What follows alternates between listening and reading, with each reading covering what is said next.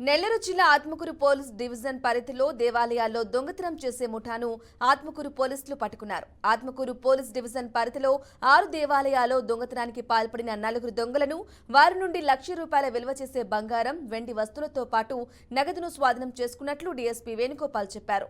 దేవాలయాలపై ప్రత్యేక నిఘా ఉంచుతామని, ప్రజలు కూడా వారి వారి గ్రామాలలో ఉండే దేవాలయాల పట్ల అప్రమత్తంగా ఉండాలని తెలిపారు. దొంగలను పట్టుకుని వారి నుండి చోరీకి పాల్పడిన సొత్తును స్వాధీనం చేసుకోవటంలో చొరవ చూపించిన తమ సిబ్బందిని అభినందించారు. వ్యక్తులను వాళ్ళ పేర్లు వచ్చేసి మానికల చెంచయ్య, రమణయ్య, కస్తూరి, పెంచలు అందరూ కూడా యానాది కులం సంబంధించిన వాళ్ళు. వాళ్ళని అరెస్ట్ చేయడం జరిగింది.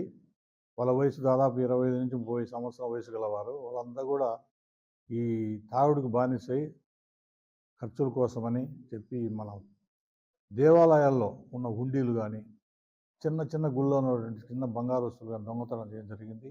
మొత్తం 6 దేవాలయాల్లో దొంగతనం చేసినారు.